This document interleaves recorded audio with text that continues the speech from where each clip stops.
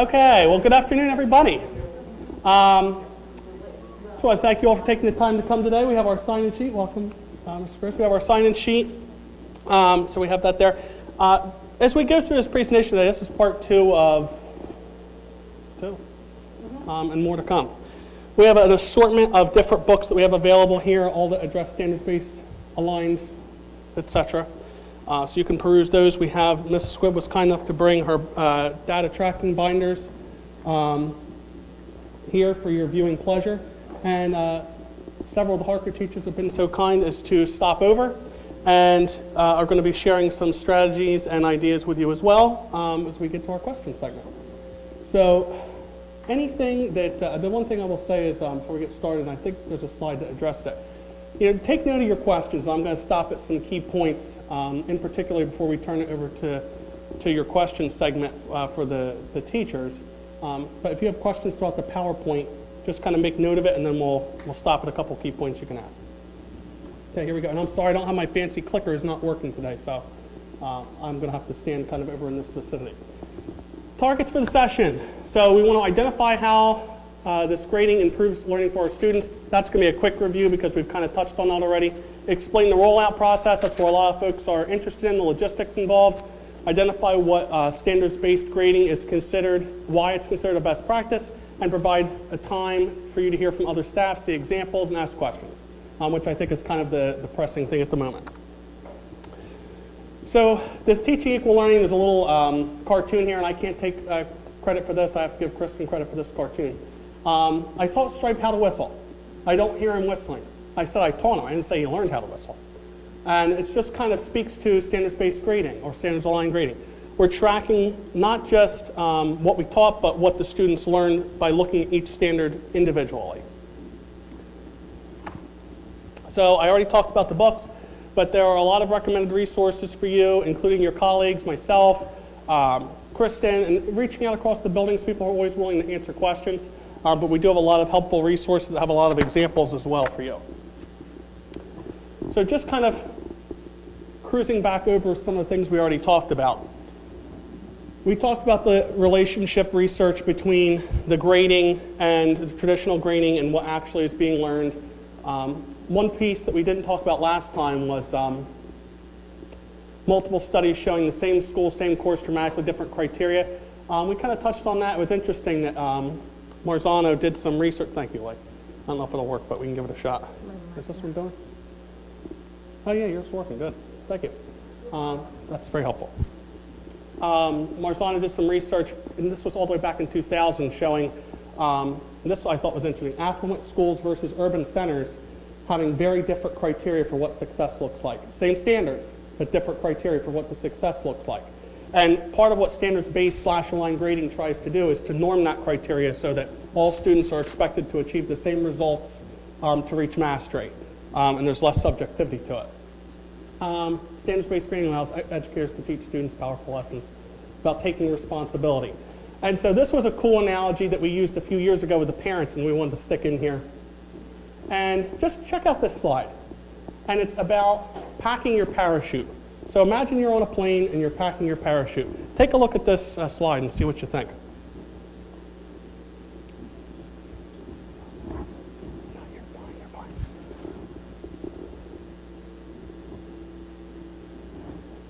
Okay, so teaching students how to pack the parachute.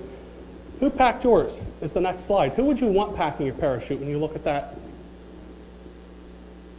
gradient of 1 to 5? Which student would you want packing your parachute?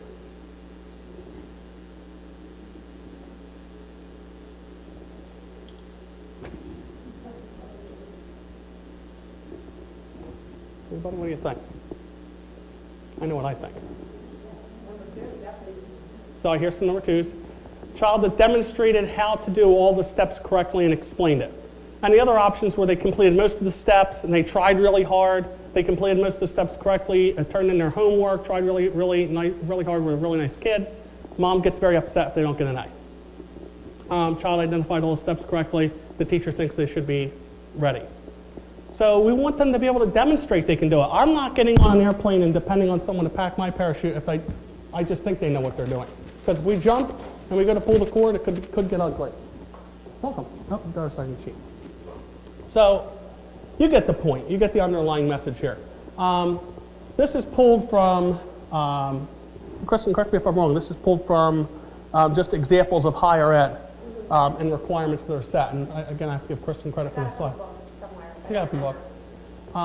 Deadlines will not be moved. Assignments, if assignments ask for something within a specific time, it's due during that time, etc. And I know there are going to be questions, and we're going to address it in a few minutes, about homework and classwork and well, what if students don't turn it in? And I'm going to let the other staff members speak to that too. But the answer is that what are you doing that's going to change the student's behavior?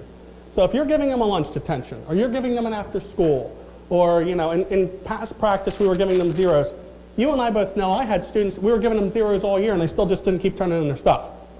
So it's not changing their behavior. So when you think about this kind of criteria, is this really what a 5-year-old, a 9-year-old, an 11-year-old needs in order to change their behavior to produce the result you want to produce? That's what I just asked you to think about. I want to clarify where I got it. That's Yep. one of the excerpts from my syllabus. Thank you. So it's a college syllabus requirement. And let's, and I was just going to say, let's be honest. Absolutely. If I was to, and I'll use me as an example, if we had a report due, and there are state deadlines and things like that, but if I go to turn in a report, generally I'm on time. Sometimes I'm a little running behind. I give it to Kristen, she slams me in my observation right away. I get a 2, he doesn't turn stuff in on time. There were 2 examples of that. Well, would we as adults accept that as fair and reasonable? Because if the students do it, we immediately want to slam them because we're not being responsible, what's happening. Just thinking about, is that really a reality with young children? So let's review standards. What this shows is different math standards. These are 4th grade math standards. And it just shows different standards and gives examples of, for each one, what the 3 would be, what the 2 would be, the 4, etc. So it kind of hashes out for you examples of what the students would need to be able to do within the scale. And the scales that we already have show that. This was a slide we did a few years ago, and we didn't actually have the scales at this time, so we were still working at targets. Still thought it was valid because the scales speak to, for the student to earn the 3, everything that the 3 lists, the students should have been able to show you that they've mastered consistently and independently. Now the next question we often get is, well, what does that mean? Consistently and independently. How many? 5 times? And as several staff members in this room will tell you, we debated that for almost a year. And I'd say, Jen, you know, because we had a whole discussion in the Curriculum Council about that exact topic. And that standards-driven classroom guideline sheet I sent out to you all, that was a result of that lengthy, at least half a year discussion that we had. And the answer that came up is, it needs to be a grade level, content-based discussion amongst your department in this case about what consistently means. Is it going to be 5 times? And I remember, and Jenna, do you mind my sharing what you said? When it came up, someone was really, I don't remember who it was, but someone was really pressing the point. Well, I really want to know, my colleagues want to know what is consistently. They want a clear answer. And Jenna spoke up. She says, well, we say it's 5. And someone says, well, why? She says, I don't know. That's just what I thought it should be. and we didn't really have an answer because we didn't know, right? No one had really discussed that. You need to come to the point where, it's not just a good day or maybe it's a question that is good way to phrase, but it's something that at the end of the day, tomorrow, the next day, That's it. are able to demonstrate their understanding of that standard. That's right. So it's just, you don't want to be confused. That's right. You'd rather err on the side of more than someone else. That's absolutely right. And when it gets to a point that the student is consistently showing, as Jenna said, and I think that the thing we get hung up on is, well, how many records are we putting into a grade book? And again, that would come back to, what do you all agree is reasonable? So when you're seeing in daily exit tickets and classwork and so forth the students mastering a standard, okay, it's seeming that they're being consistent. How many times am I going to record that before I would recognize they've mastered the standard at the 3? Any questions on that and what we need to do to reach different levels within the scales? Does that make some sense? So just really quickly, just to kind of reiterate, the components of standards-based instruction. And that white book that we raffled off in our last training actually takes you through, we just discussed it briefly in our leadership team meeting this Wednesday. That book takes you through, step by step, a lot of really helpful, useful pieces of this, from the rigor that we all talked about, the scales, all of it. It's all in that little white book. So it's a really helpful, quick read. May take more than 20 minutes, but it is a quick read, relatively. And it's not a real wonky book. It's not one of those real, like his Art and Science to Teaching, it's like a real snoozer. It really is helpful and offers a lot, well, just being honest, it's more one of those, a lot of data, a lot of charts. This is really helpful and gives some ideas and examples and pictures. So, standards-based assignments, we kind of talked about that the last time, but evaluating your past assignments gradually over time, and I know Kristen spoke to this in our last meeting, doesn't mean we have to go back to the drawing board and all our PLCs and team meetings, we're pulling out everything we've ever done and verifying, is this aligned to all the priority standards? Is this aligned to all of them? It's going to be a process over time where you decide what works best and what's relevant that you're using to assess each standard. So don't panic too much about that. It'll fall in place over time. Formative assessments to determine level of understanding. Jenna kind of spoke to that. The homework, and I bolded that one. And I would defer too to the teachers on this to see what you all, what your input is. But not that it's a vehicle for learning or to show mastery, but it's more of a check and a reinforcement to allow students a chance to practice something you've already taught them. So if you haven't taught a certain skill or standard target to them and you're sending it home as a homework, that's not really something you would want to do. That's not really best practice. If it's something you just taught today or you've been working on all week and you're sending it as a homework, absolutely. But how much validity are we giving to the homework results? Because how much involvement is being done on the part of the parent for each child? What's the child's home environment like? You don't have control over any of those factors. The only thing we control is the 6.5 hours we have in a day. That's all we can control. And I know for those of you in special education, you can particularly appreciate, do they even have internet access? Do they have any kind of parental support or whatever? So those are all factors that play into the homework. But you can hold them accountable when we talk about grades, because I talked about other behavioral pieces that you guys can discuss as a building that you may want to put in place for, like for example, I know Woodstown Middle School, they have a whole policy on homework and classwork completion, and it's actually part of their discipline code. And I'm just throwing out there for your FYI too that students, that they have to reach a certain number of times, and then it's actually a disciplinary referral because it's a behavior.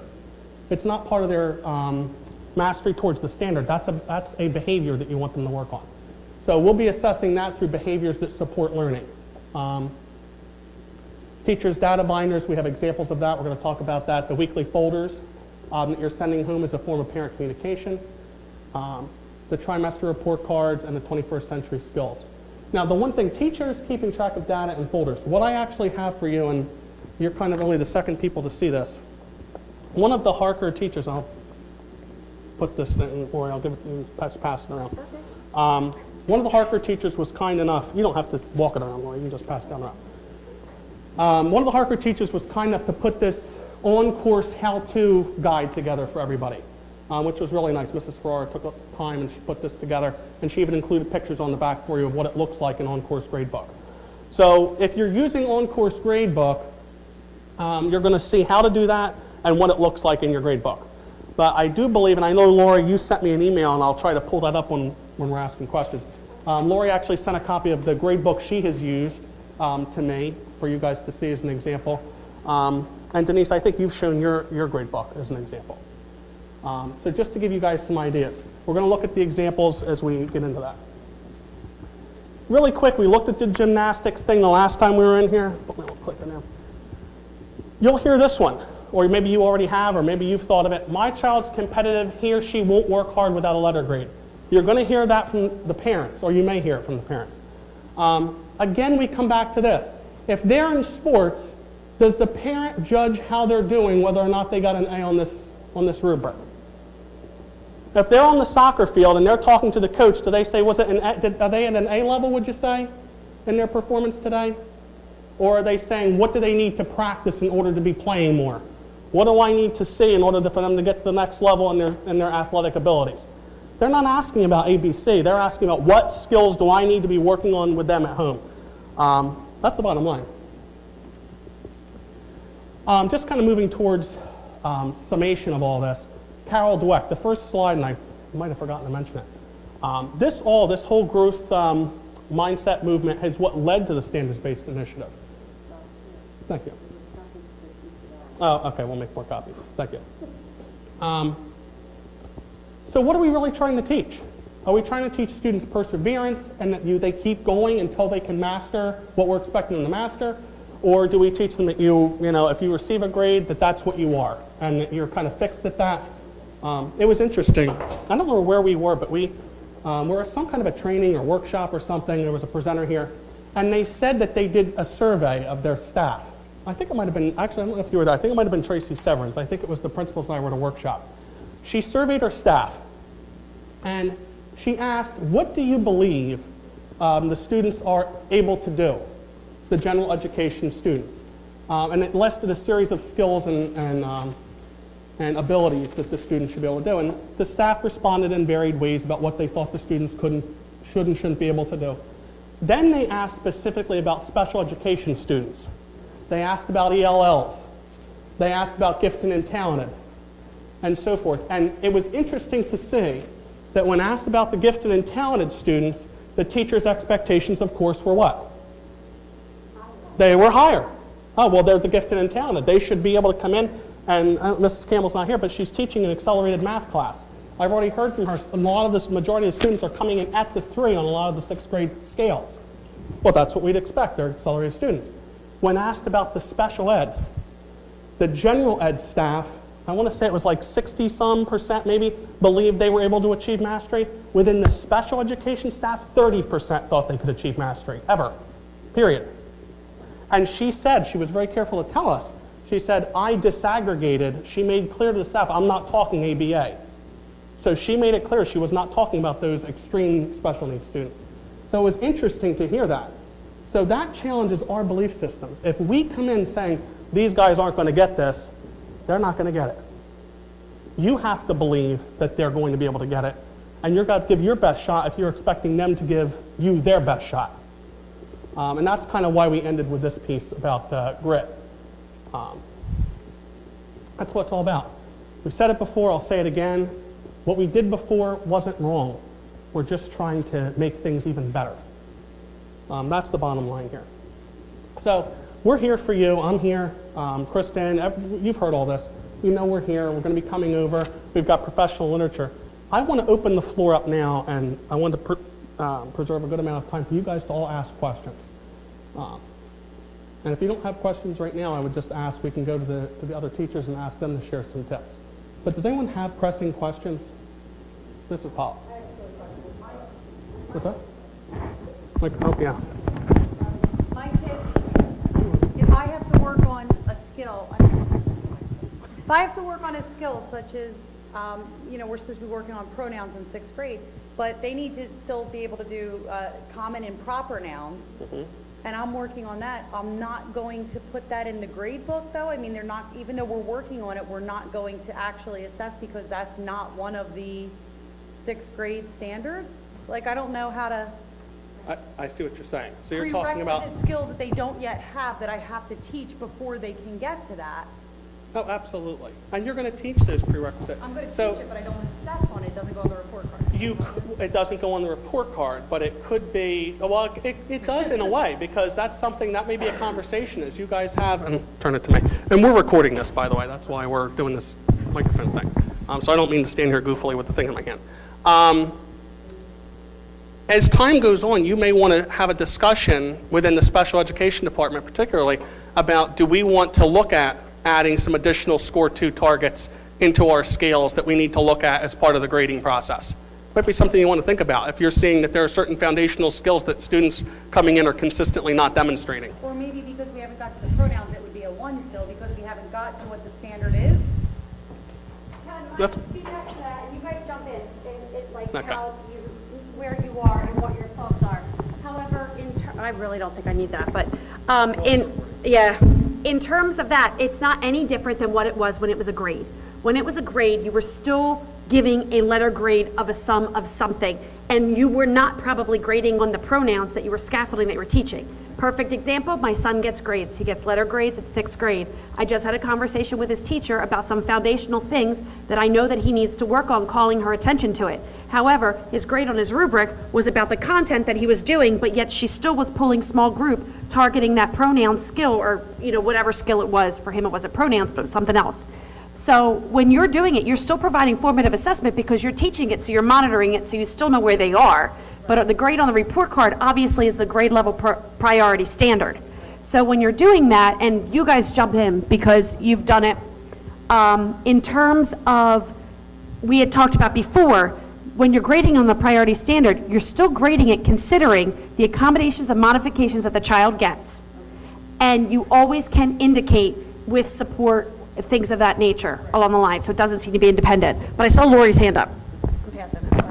Well, it's interesting because we come across that a lot. And I think as we've done it now for a couple of years, this is our 2nd or 3rd year, I'm losing track, it becomes really comfortable. For example, right now we're working on the 5-paragraph essay, but we're only into the first few weeks of school, so I'm really still, for example, right before I came here, I had my children cut up a giant paragraph into giant sentences, mix up all their sentences so they could identify the topic sentence, they could identify the supporting details, they could identify the concluding sentence, and make a paragraph together. But that is not the standard. I don't have a grade on the report card for being able to write a strong paragraph. But it's the way I like to think about it, and I remember using the metaphor a couple of years ago when we were first doing it, thinking about it as steps on a ladder. So once you have your scale and you know what your 3 is, you know you're working on that. That's a very important skill you're working on, and it's important, it's necessary, so that those students can reach that 3 for that scale. You will always find that what you're doing will apply to a scale, but it could be, right. Absolutely, yeah, absolutely. It's what you're working towards to get to that 3. And that's a good point, Lori, because you're not going to have every single skill or strategy on a scale per se, but yet to Lori's point. Yep. And the children really do respond.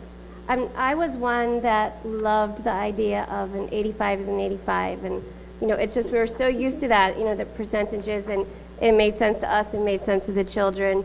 There was a general understanding in terms of semantics. You have a 79, you have a 79. But what's been nice is watching the children become more involved in where they are with their progression of their learning. When we meet with them in small group and they bring their scales over, they can tell me when they've reflected why they felt, as of right now on that date, why they feel there too. And they can tell me what on the scale they feel is not quite at mastery yet. And it is amazing how they do really start to acquire the vocabulary. And I always tell them, Denise knows, Jenna knows, that the vocabulary is just fancy words for what they already know. It's like that book, Fancy Nancy. It's just, we were looking at the scale for RL 4.3 for us, which is understanding sequence of a story and understanding the plot. And they pulled out the word recall. A lot of them said, we don't, what does that mean? And I said, that's another word you already know, but you don't realize it. So explained it to them, and now they're using the word. So when they come to me in small group, they're telling me, I can recall the events of the story, but sometimes I feel like I'm not putting enough details in my answers. So they really do become involved in their learning. That's what's really kind of interesting. And I have to tell you that, and I'm going to come over to Stephanie while I was walking. One of the 3rd grade teachers made a really great point to one of the K teachers. One of the K teachers said, well, it is a lot getting these students to understand the language, all this advanced vocabulary, and of course the vocabulary isn't advanced in K as it is in 4th. But in the 1st grade, one of the 1st grade teachers agreed. And one of the 3rd grade teachers spoke up and said, but if you've never taught it to them and then they arrive to us at Harker, we're starting from scratch. And they have absolutely no background knowledge or exposure to that. What you've done and what you're doing supports us and ultimately you all in the grand scheme. And that was kind of an interesting takeaway to them. When you're talking about the things that are not necessarily on the scale too, when you do the report card, then there's the comment section. So if I had a student that I was working on skills or prerequisite skills that necessarily weren't on the scale, I would also put it in there. So we're still working on common and proper nouns. They've mastered it, or, we still need additional practice. So that's a place that you can put it. And you'll see it, that would be something, if you continue to work on it for a while, that's a place where, because we were required, when we did anything with RTI, whatever strategies we were using, they were commented on the report card. And the ACES teacher also sent them to us, whatever they were working on. We included those comments in the report card as well. So you can always make comments there too. Okay. Oh, here's some more questions.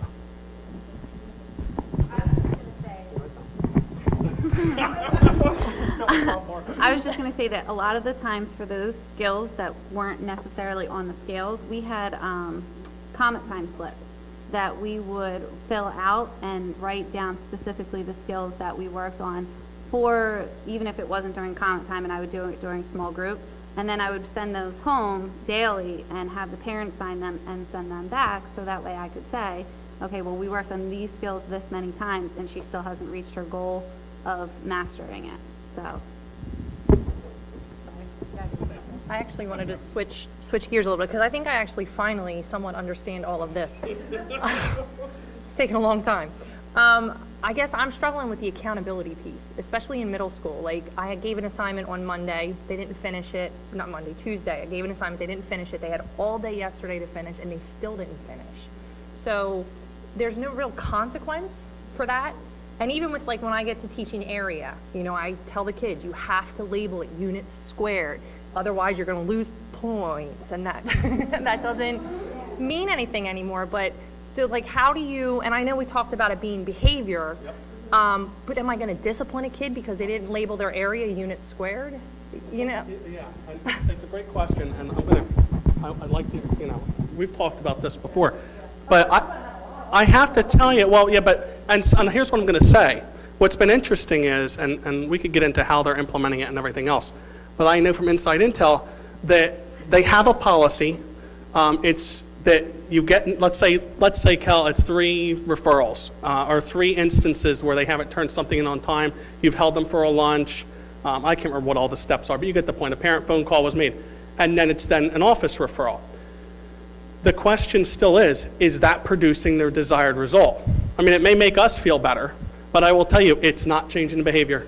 It's really not. It's not changing the behavior. So it really is a deep conversation. I don't know what the 5th grade teachers would say, but you probably aren't seeing, I mean, are you guys seeing a big? This was a big conversation we had last year, and we still don't know the answer to it because the kids, we had, they would give you an assignment, and now it's supposed to be handed in. You have half the class that's not finished. You still have stuff you have to cover. We never found an answer for that, and that's something that. Especially with the group that you guys have now. They were tough. Get over here. Okay.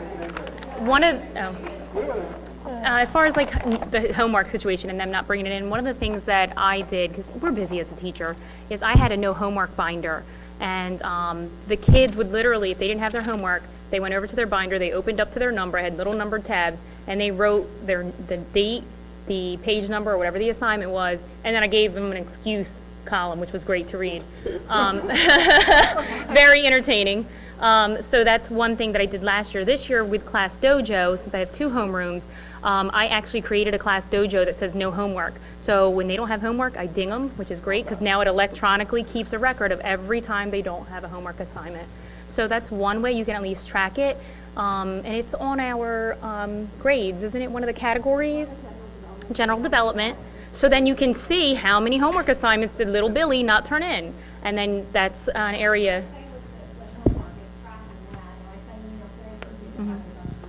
But like, with my practice page, I'll just use this as an example. I give a practice page, and there's not enough room on the page for them to do their work. And I tell them they must do it on line paper, because a good mathematician will structure their paper, and it will be neat, and it will be organized, and they have to show their steps and stand and write the answer. I mean, how many papers did we get today where there was no work, just an answer, not on line paper, and their answer was right? I have no idea how they got their answer. Because they had copied all their friends. Showing the work. Showing the work, labeled correctly, because you go back and add that into the scale. Yeah. They have to show their work. That's In part order- of their grade. in order to get a And I 3. believe that actually is some of the standards will actually do say they need to be able to demonstrate how they. Demonstrate. Yeah. They're not meeting that verb. Yeah. That particular master major, that's actually one of the required majors within the Yep. standard. Yep. So that's a good example. Yes. That's absolutely something to do. That's called modeling, and modeling is actually required, and that's one of the toughest things that some of our kids get math like this. They don't understand, why do I have to show my work if I know how to get it? And it's the argument you often will get from the parents too. But you know what? They're not showing their work.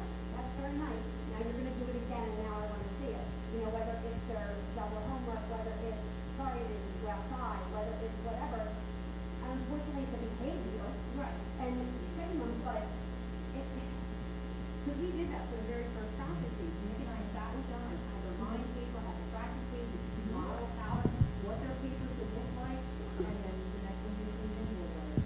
I thought it was a really good organization, and I didn't use that. It's gonna take, I mean, I think it's that whole class overall. Yeah, they were tough. They were tough, but yeah, they are. That won't change. Game time, and sorry, you have to finish before I can see all the information on there, but one of the work we're going to look at is sometimes just like the mom, you play the creative moment when couple of three are doing what they're supposed to do, and then one just people on her, you know, something to do that. But yeah, I totally hear what you're saying. It's only having the classes for 80 minutes, I mean, there's so much to do. Things that last year or the year before, only I was taking 2 days for a lesson. I'm doing 4 days for a lesson. And then I'm never gonna get to the end of the curriculum. So that's where I'm from. Hey, Carl. Here to be specific, so your work organized, and in there, and then when the parents say, well, why they didn't do well, you know, agree, they have to do all these things. You guys didn't do that, I was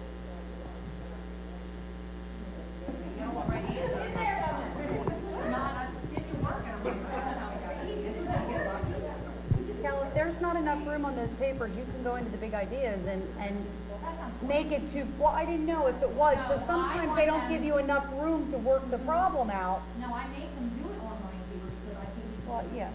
simplifying their practice, one line. All right. I'm even giving kids that. So I was gonna say, you could expand it to 2 pages and make it bigger so they can have room to do it right on the page.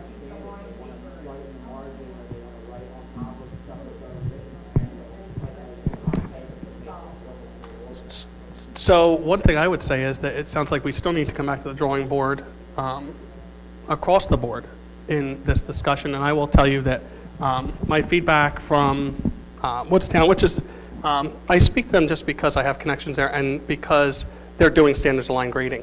But the thing that's a kicker is before standards aligned grading, when they were doing traditional, students weren't turning in the work, middle school students. And now with standards aligned grading, they're not turning in the work. So, you know, I guess the question is what will change the student's behavior? And one of the things that we did this year, we made adjustments in our homework policy, but the idea is that eventually when a student, after, you know, teachers go through their, the procedures that they do to try and reach out to parents, whatever, when they come to me, one of the things that I think we need to do is we need to bring parents in. At that point, when, if you're consistently not turning your work in, this becomes a problem that's not just our teaching staff at Hill, it becomes a problem with the family too. And if we're going to change a behavior, we have to bring parents into it. And so the idea is now that we use INRS, we use a parent conference. Now I realize that sometimes that's not going to get the result either, but really, what other recourse do we have at that point? We have to try and do something that, by the time it reaches me, it becomes more than just turn in homework, and it becomes about really, really looking at what we can do to help this kid become different and try to become more accountable, try to be a little bit more responsible for this process in their work. So, you know, we'll try it with the parents this year and see how that goes. That's it, yeah. Yeah. Yeah.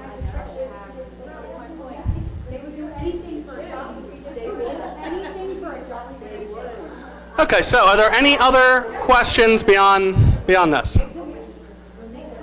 I'm just going to slide in here because there's an opening. Any other questions beyond what we've heard? Is there anything else that's on your mind right now?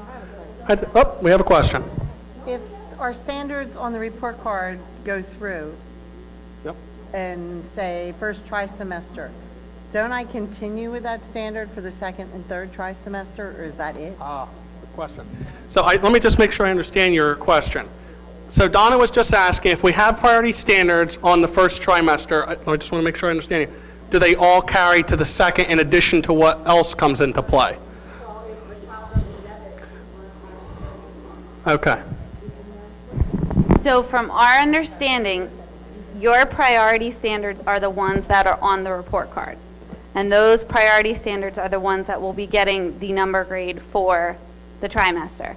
If the priority standard does not repeat in the second trimester, you still continue to progress monitor that until the student receives mastery or above, but it doesn't necessarily go on the report card. It'll get an NE for the report card, but you're progress monitoring that, so you should be communicating with the parent through the weekly data folders or whatever you're going to do. Does that make sense?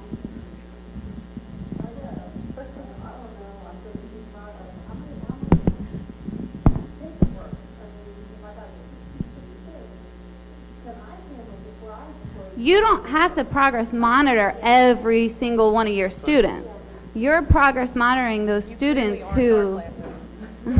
I have Well- classes that I would say 50% of them are classified special ed, and the other 25% probably should be classified. Like, if, I'm talking, I would say out of our 70 students, 50 of them are not what it is today. Easily. Easily.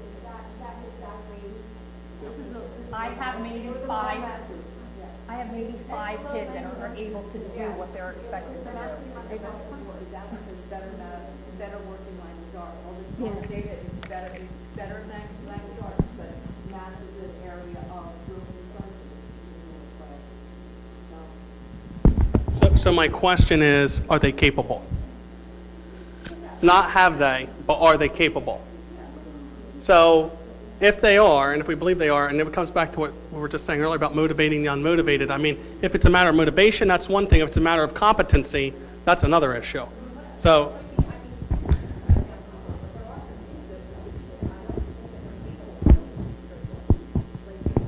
That's But there are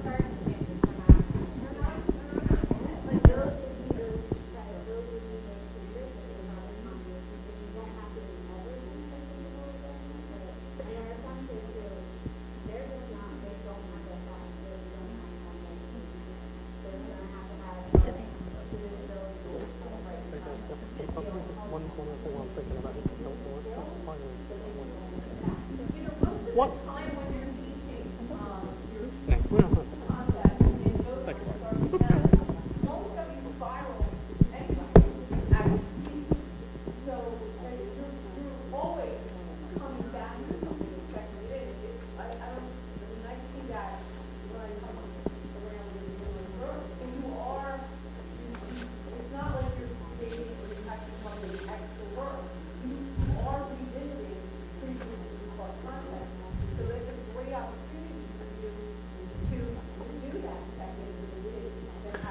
Well, and I'm going to, Lori has a really good point to make, which I'm going to turn over in a second, but I would just say, it does speak to, are we, and Kelly, you've got a valid point.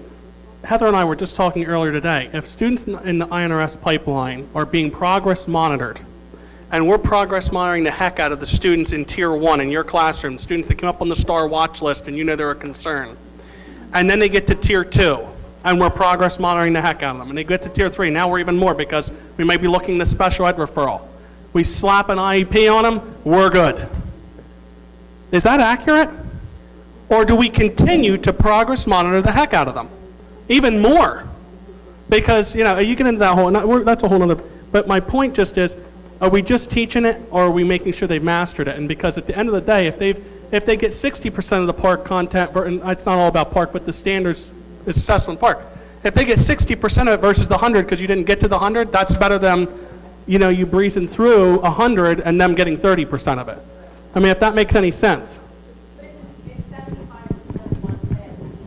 Tier 1 interventions are doing it at that point, you're intervening on the whole class almost, and you're more intervening for the 20% that get it and moving on with them in small group and reteaching the majority of the class as a whole.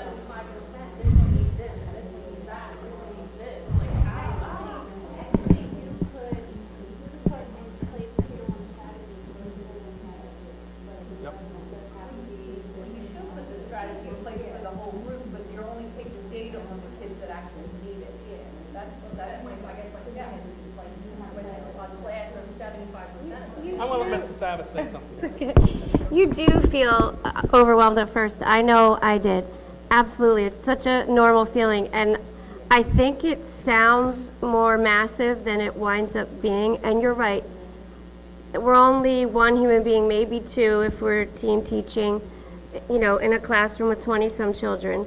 So you do wind up deciding who really needs your attention. I have come to love comment time for that reason. As a teacher, I really never had that time that's designated to work with children or to enrich those that need it, and that's really what that time's for. And it kind of makes you feel better as you're teaching, like, oh my gosh, so-and-so is lost.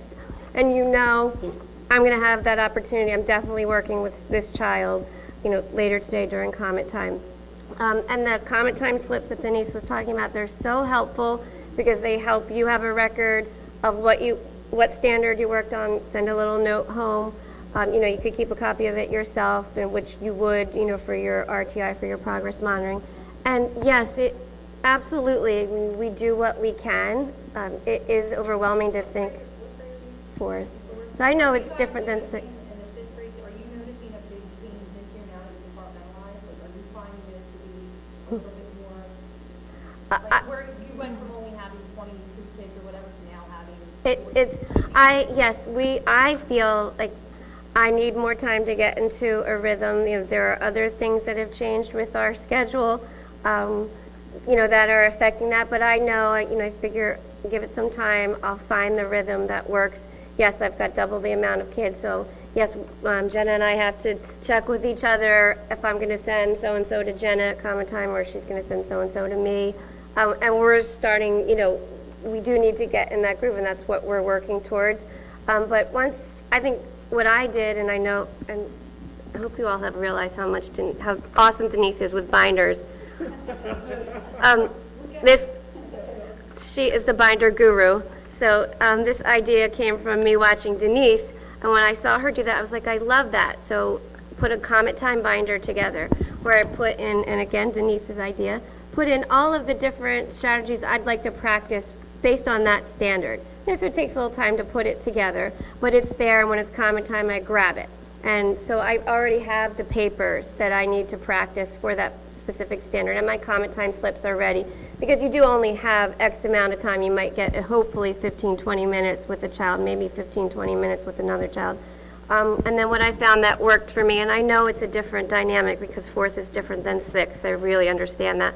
What works for us is having that comment time board up where the other children who are not working with me know what they should be doing. And we're not there yet this year. I'm working towards that. I mean, I have a new group and they have a different structure, absolutely.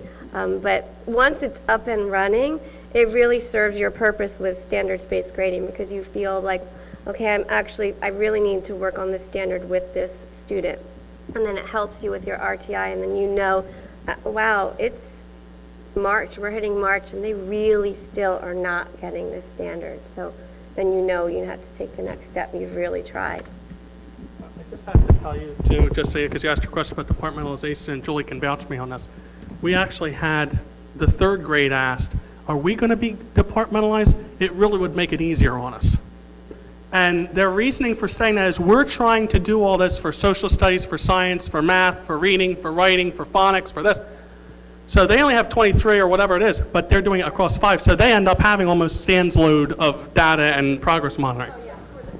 You know, it's crushing. And matter of fact, these ladies can speak to it because they were all teaching the self-contained during this process. So I'd be curious to know what your thoughts are on that. Well, I'm working with Caroline Schooley, so I have the accelerated math, but they're also accelerated reading, like, I shouldn't complain. But my concern is trying to work towards that 4 for my kids and, like, being able to challenge them. And I think what we've having the scales, because the first year we did standards-based grading, we did not have the scales. So when you were like, and the standards for 5th grade were like, can comprehend grade level text. And you had to give a 2 or a 3, and I was like, 2, 3, I don't know. So it was like, it was very general. So we working with the scales and picking our priority standards, we really worked on that. And as you're working with the scales, if they're not working, get into them, go like talk as a group, fix them now, because when you try to go fix them later, you're gonna forget. But just go in and say, like, we need more specific here. What does this mean? Or what can we give, especially I'm teaching reading, and I'm finding it's very hard to be specific in the scales, but we're trying to go back and as we're doing things and really looking at them. So I think that's really helpful is with the scales and just, and I really feel like I could focus in on my lessons and planning and things like that. I mean, we were doing so many things last year and trying to plan for all these groups and doing common time. And, you know, I think the communication is going to be the best because, you know, you have your students for just a short period of time. I mean, we lost 40 minutes of ELA time every day because we had 2 reading blocks and a writing block. So that's what I think our biggest challenge is, going down to 80 minutes. And I know 6th grade ELA. So I think. We need to talk. That's my question, though. It's not the scale, keeping track and data collection and all that. It's quantity of students. Like when you have a class of 25, chances are the majority of them are on grade level across the board. So you have maybe a couple that are well in math and a couple that are well in reading. But when you have 70 students, how do you find an adequate amount of time for 50 of them that do RTI? What if, That's, I think, more. would you be able to partner up with like, I have a suggestion for that.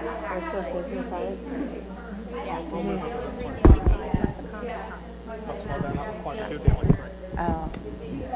Well, that's not going to help. That's not gonna help them. They should. Yeah, they should do that. Yes. Nicole Collins. I didn't used to tell her. All right, so can we just circle back as Lauren wanted to I share something? actually think Denise just said what I was thinking. Was it the daily 3, the? No, it was the other, about common time. Like assigning. Set up a schedule. Yes, yes. So like on A, C, and E days, your kids go for any remediation in reading, her kids come for any remediation in math. And then on the other 3 days, it would be opposites. We did that within our own class.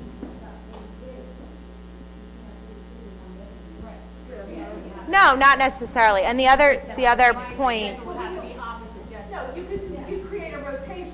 So B day is split the room for math, Warnack goes for social studies and science, and prep goes for and then the next one everybody, so we rotate through like that. We would usually, during our common time, we pull those small groups, those other kids would be doing them with the other side and not with the other grade. yeah. No, not necessarily, they would be doing. So for math, I always kind of do like spiral skills. Right.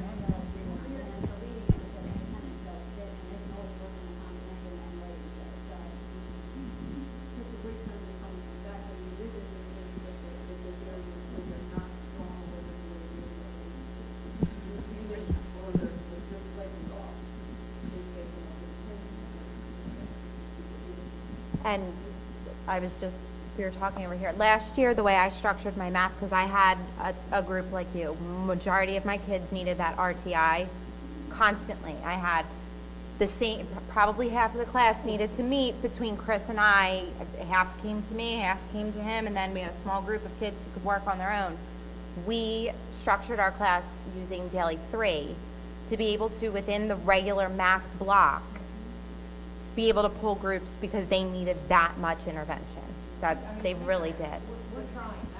It's not the lack of trying, right? No, trust me. I mean, and there were kids I worked with, no lie, all year long on long division. All year long on long division. And you're probably still looking at them going, did you ever even learn this? Well, we actually had a question that came up, and I don't even remember what it was. It was in the last week, and it was from someone at Harker. And they said, you know, do we have to, actually, it might have been here. They were talking about, talking about whole group lesson versus teaching everything in the small group. I don't know, wherever it was. But we were talking about, do you have to deliver a whole group lesson to the entire class and then break out? Or can you just immediately break out and have students doing all different varied activities? And you are not, your whole instruction is in small groups. You do not typically deliver whole class I would like lessons. to do that, but then I always struggle with the kids that are working independently, can't do anything geared to that lesson because Yeah. they haven't learned it yet. Right. So then are they, what do they do? We pre-test. Don't have a group like that?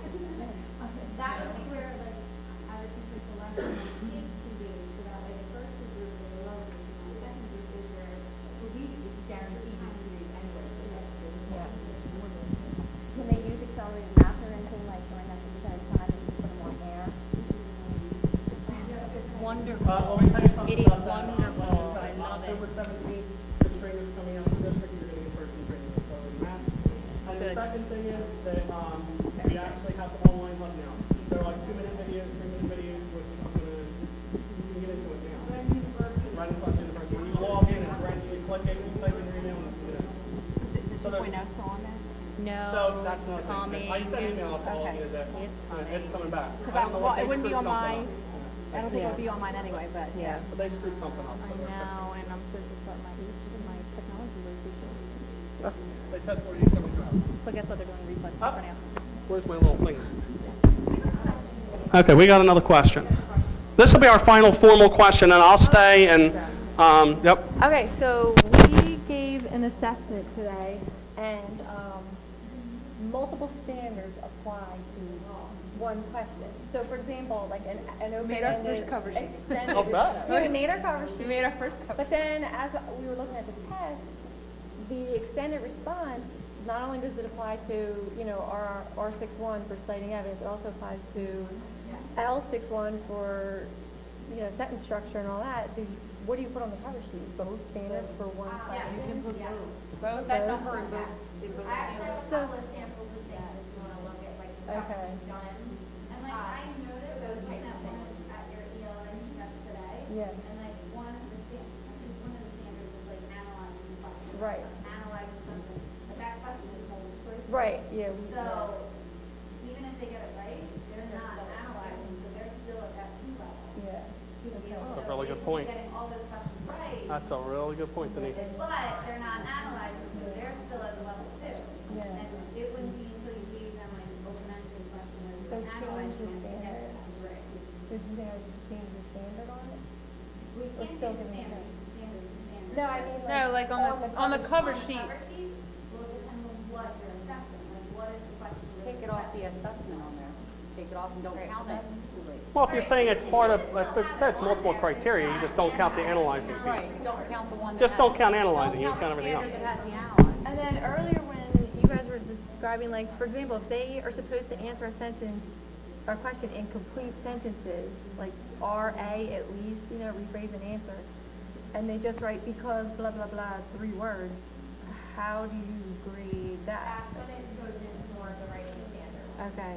So, What would they you- may have answered that question, they quoted accurately from the text, so that in 6-1, they're gonna be maybe a 3 because they did pull out the right information and cited well.